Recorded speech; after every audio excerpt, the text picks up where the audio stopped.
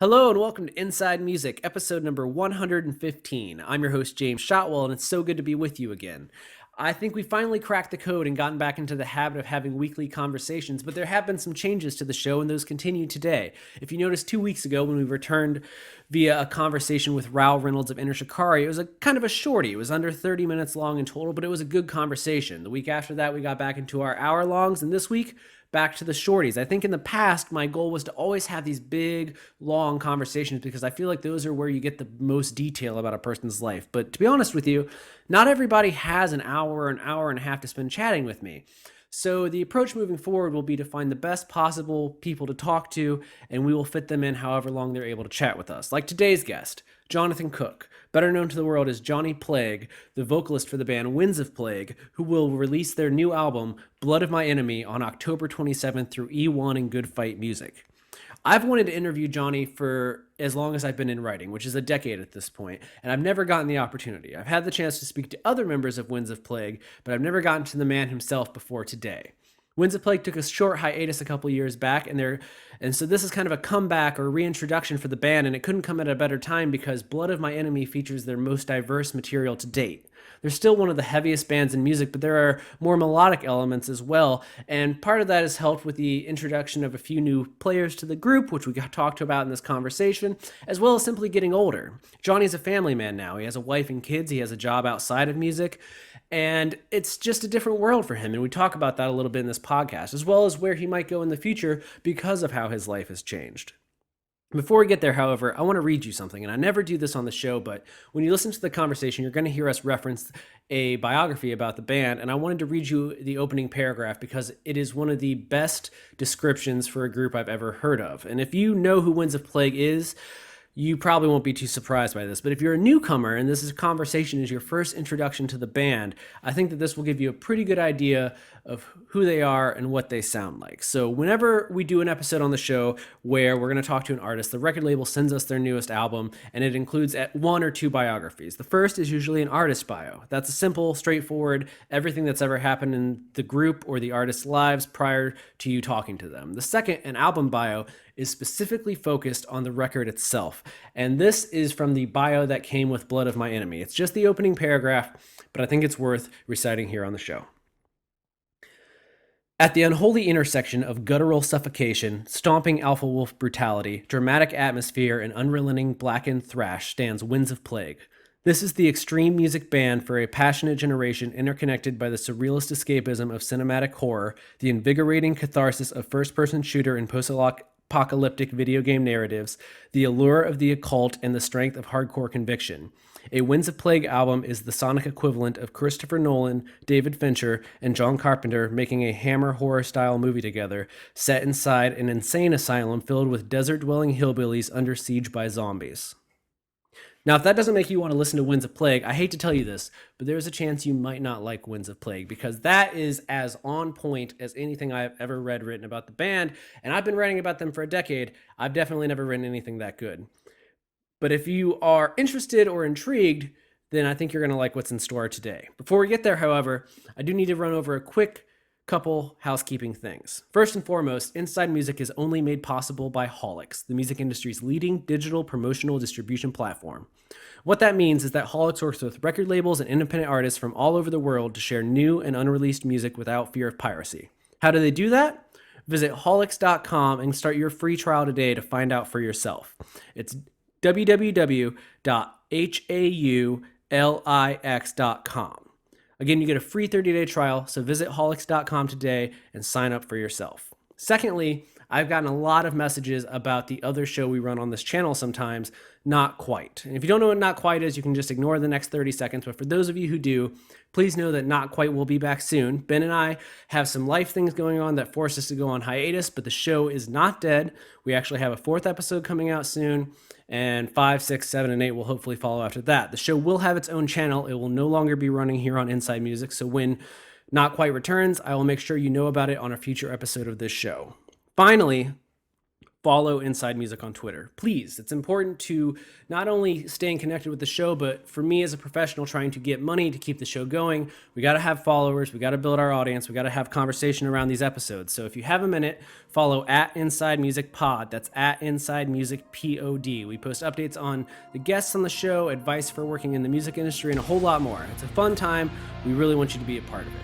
Now, I've talked for way too long, and I want you to hear this conversation with Johnny, so I'm going to play a little bit of Winds of Plague's new single, Never Alone, and then we're going to get to the conversation with Johnny. Thank you so much for listening. Enjoy the show.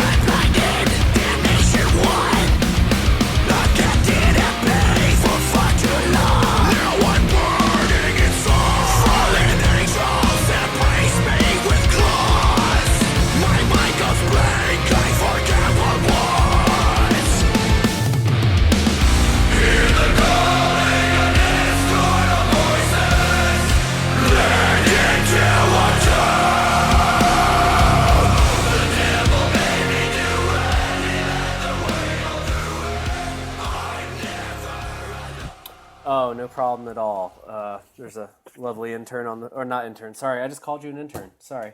Oh, man, it's okay. Don't worry, man, don't worry. I still get that here also. Oh, I've been talking to this guy. Now I know what Bill really thinks about me. All right. Oh, man. Well, at least I broke the ice. There you go. How's your day been, Johnny? Good. Working at the moment, so it's a nice little break. Yeah, I have to say that trying to set up this interview was the only time I've gotten an email back that mentions the gym. I know, obviously, I know your situation with the gym, but it was the first time a gym was ever like in an email. It's like, well, we got to figure out. No, I'm actually at working like at my day job working. Oh, well, fair enough. How's the daily grind? It's awesome. It's awesome. I build haunted houses, so right now is a good time of year for me. Yeah, I would say that right now is probably like peak business time for you. Yeah, yep. just past the rush now that everything's open for this season. So I guess completely unrelated to the band stuff, what makes a great haunted house as you've been in the making? Oh my God.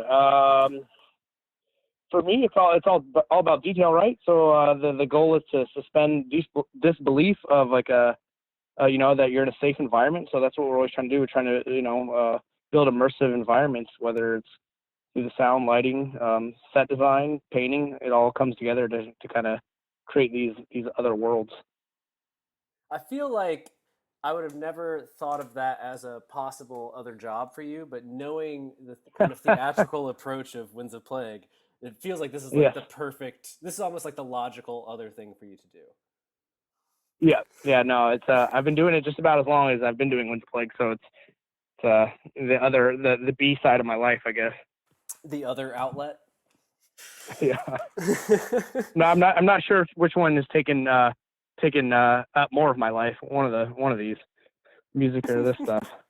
Is this like, if there comes a day when there isn't music, is there going to be Johnny's horror house somewhere, and that's just what happens? Well, it's funny. I'm actually sitting right now in a Winds of Plague inspired haunted house. So it's kind of fun that both my worlds combined for that. But when we took this multi-year break from the band, this is what I've been doing. This has been my career. Is this stuff.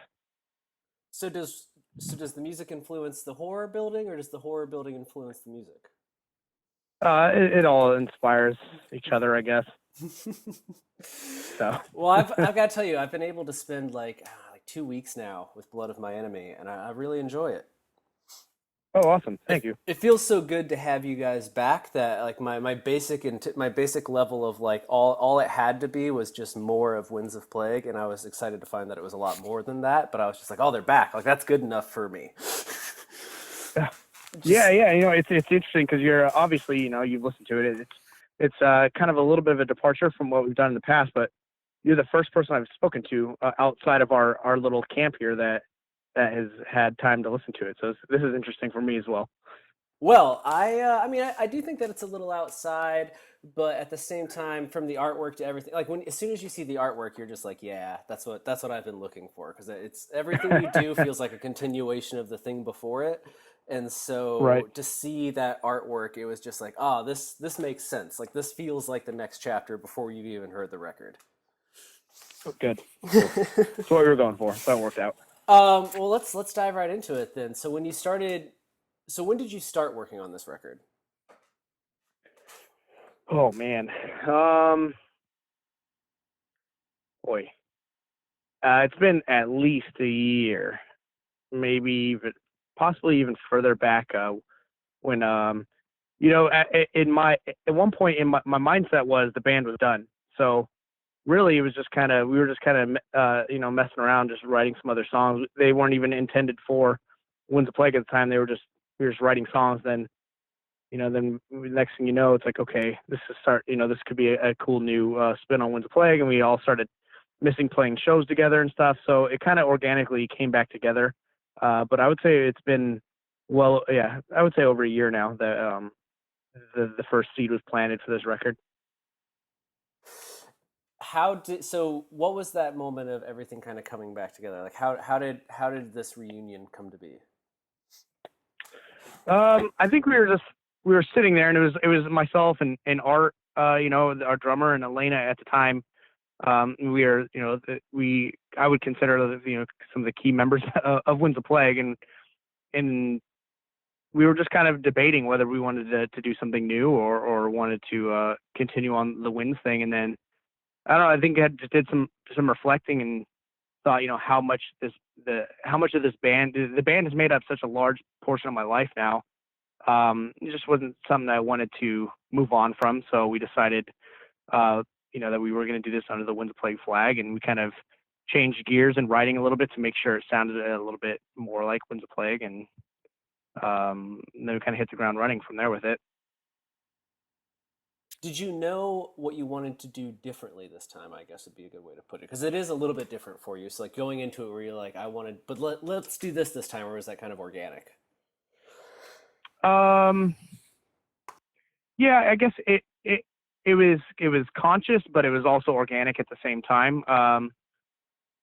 We started when we started tiptoeing into other things, whether it was more melodic type stuff or the more arranged songwriting.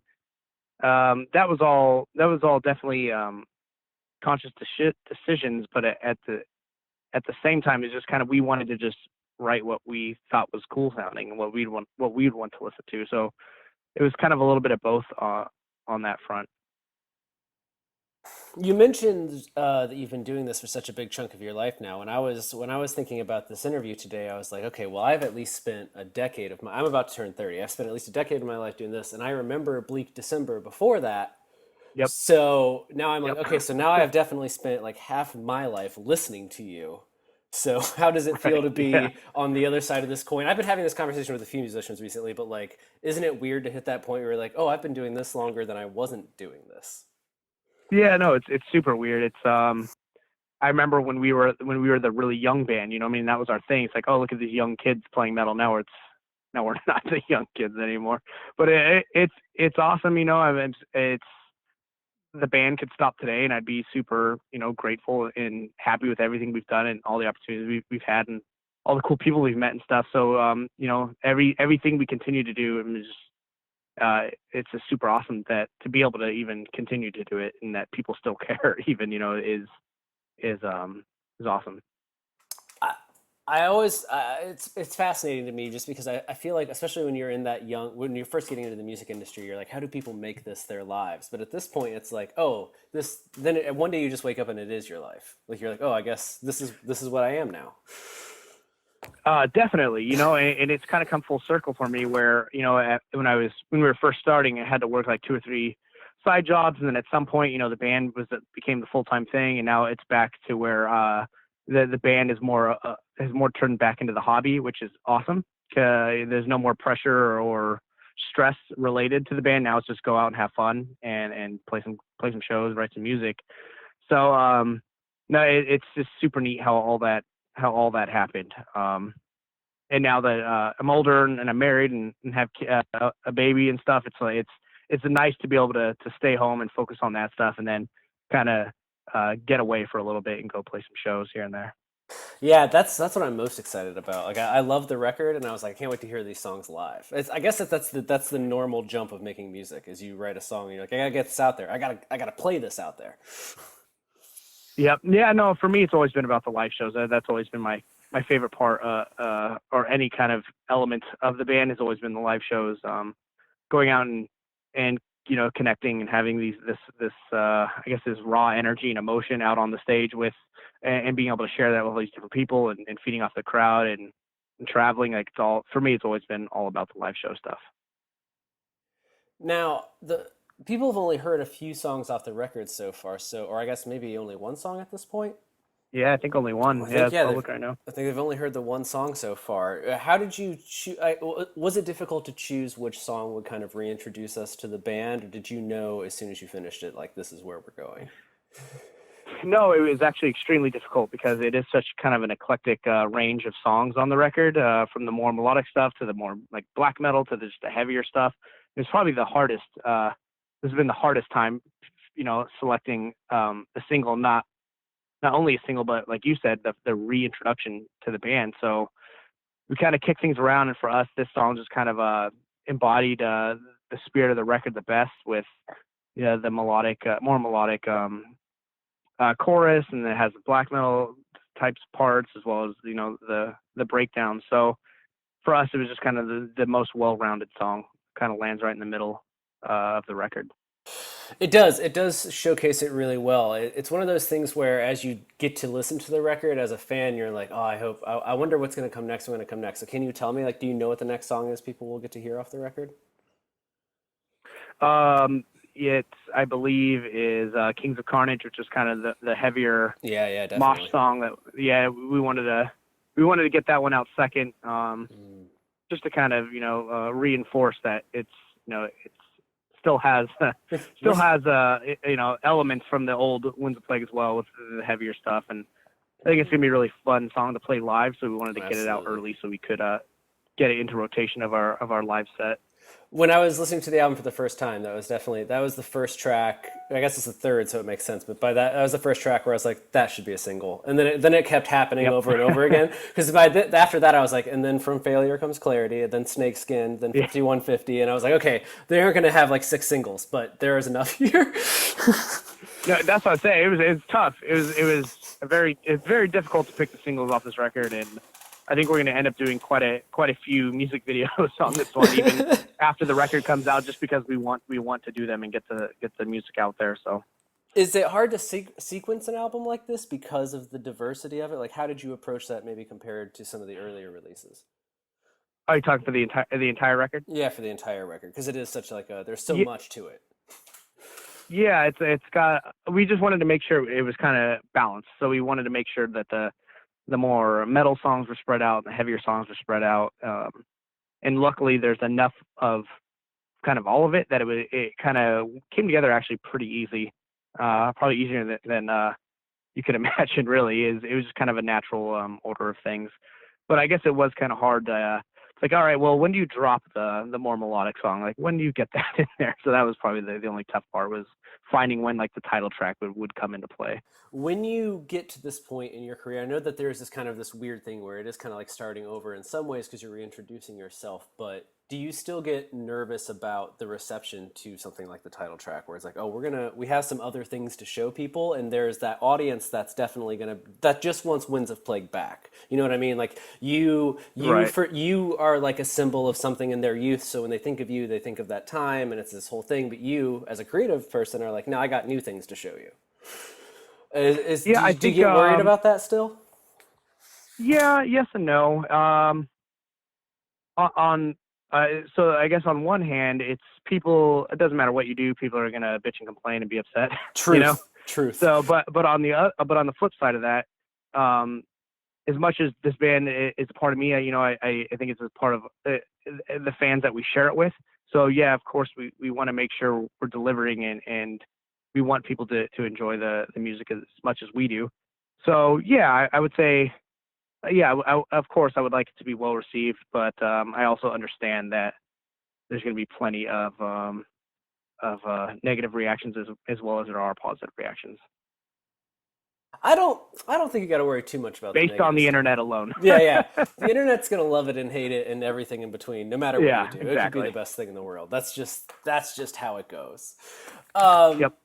when it came to picking the title of the record, why "Blood of My Enemy"? That is a different song a little bit for you guys, and obviously the artwork and all that reflects it. But why was that the song that you were like, this represents the record in that way? Well, actually, we were kind of kicking around a bunch of other title ideas, and that wasn't one. And then the album, when the album art got delivered to us, it just kind of clicked, and it's like, this song title goes very well with the album artwork. It kind of has to me, the same tone, the same aggressive tone as Decimate the Weak. So it kind of in the 11th hour, we changed the album title to Blood of the Enemy. Before it was something about it was more centered around the mask and like, the person that's supposed to be behind the mask. I believe that it was something like that. It was called like Behind the Mask or something. But in the 11th hour, we kind of changed it up. So we thought it fit better. We thought it kind of had nods towards the Winds Plague history, and then it just sounded cool. That is the thing with the album art, is that you look at it and there are so many callbacks. That's kind of what's so Right. fascinating to me, because you guys aren't necessarily a concept band, but there is an element of what you do that there is like a story that even fans have kind of made up on their own, but there is kind of like this Right. weird narrative through your art. Yeah, and the samurai, became our unofficial or I guess it was unofficial. Now it's kind of the official Yeah, I mascot. think it's in now. And it was just something. I don't even remember what the thought process originally behind that was, other than, it'd be cool to have the samurai on top of this pile of dead bodies. I don't know. It doesn't And need to then be any it more kind of just caught. complex. It just kind of caught on from there, and I think that imagery is now directly related Well, to the band. as soon as people start getting tattoos of the thing, it becomes your symbol. You're like, okay, Yeah, it's solidified. Yeah, yeah. Then you're like, I definitely. guess we're gonna use this forever now. We're sticking with it. Yep, yep. We've tried to like stray away from it, and it just keeps coming back. So Was there a particular song on this record that was maybe the hardest for you to, I guess, write or bring to life? Because there are tracks that I'm like, this is classic Winds of Plague, but I'm always curious, like, is there one that was like that you really had to fight through to get out? I don't know about fight through, but the title track, that was kind of the biggest uh, inner dilemma, I guess, that we had. Where originally it was just me doing more of the kind of pitched screaming for the chorus, and then we had Adrienne join the band, and she's just incredibly talented, has amazing vocals, both screaming and singing. And we just said, let's give it a shot. And then I was kind of hoping, I was like, I hope this doesn't sound good, so we don't go down this road. And it ended up being awesome and undeniable to the point where like we have to stick with this. So that was just kind of the biggest thing that went up. When we started writing this record, we never had intentions of having any kind of clean singing. I didn't want to do any clean singing myself, but um, like I said, her talents are there, and for us, it seemed to be the best move we could make for the music and for the song. So we rolled with it. I like seeing how you are expanding on this record, because you're a band that I've always loved because you've been so heavy. But I always wonder, for a heavy artist like you, if you get to a point where you're like, how many different ways can we be heavy? Like, how heavy can No, it and get? that's kind of what we ran into with Resistance. Kind of. And then we just did another heavy record, and even though like I like the songs and stuff, to me kind of fell a little flat. So we wanted to change it up a little bit, and I think we definitely took our time with this last record, and I think we came up with a product we're very happy with.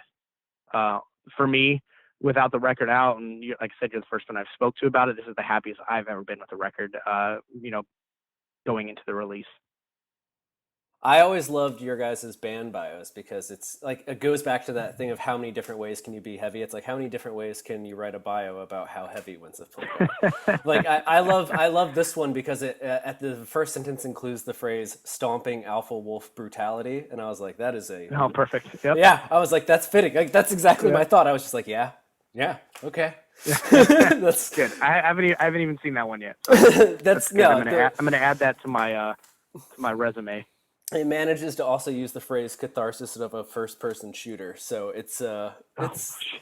yeah, it's heavy. Perfect. It's definitely where I was like, this is equally creative. Awesome. Awesome. For you with this record, when people hear it, what do you hope people take away from it? Because my thought on Winds of Plague's music, like for me, it's always been a source of like motivation to get through whatever the things life is that puts in front of you. And I feel like right now in our world, we really need a lot of that like, fight through and push through it. But for you, like, what do you hope people take away from this record? Because there is so much different on it. No, I mean, that's exactly it, right? It's like for me growing up, heavy music, metal, hardcore, whatever it may be, it definitely helped get me through and overcome obstacles, all over the place, everything that you go through going up. So that's kind of what I set out to do earlier on, and what I continue with this record is just trying to, make a record that when whatever it is they're going through, they can put on the record, blast it loud, and just help them build up their self-esteem and be able to move forward. That's kind of I feel like your mindset going through life is the most important thing. More important than anything is staying positive and staying inspired, and that's kind of what we set out to do with our music. Hey, sorry to interrupt, guys. James, just one more question. Yeah, no problem. That's absolutely fine. Let's ask something completely unrelated to the record because we just kind of wrapped up the record there. This is something I've always been curious about because I know your penchant for theatrics and everything that you've done with Winds of Plague and now with this horror thing in there. Is there a future where we get another kind of art from you? Like, is there a horror movie in Johnny? Oh yeah. I mean, that's definitely That's what fascinates me the most about you. Is it's in like, the where do you go distance, from but here? it's on the horizon for sure. I like that's something. that. We every time we do these music videos, they're kind of, especially this last one for Never Alone, is very all right. Here's a small budget. We got a camera. We got some resources. Let's go and shoot our own little horror short. And we have so much fun doing it, and it's such a cool team we have that's producing these kinds of things. I definitely think there's more creative ventures in my future, whether it's more in-person experiences or horror movies or other videos. I've got to work on a couple other bands' music videos. Did a Carnifex music video.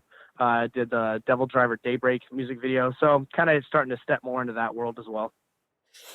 Awesome, man. Well, thank you so much for taking a little bit of time for talking to me. I really do love the record. I'm hoping that you guys get out there on the road and I can see it live eventually. But I'm excited to see. Yeah, where are you at? I'm in the Midwest, so Chicago, okay, so Detroit, anything.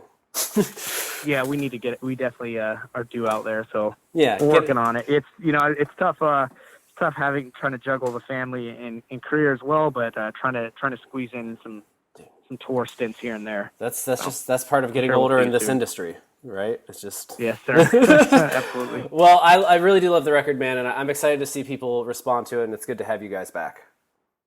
Thanks, man. I appreciate it. No problem. Have a great great day. Time. Yes. Don't fucking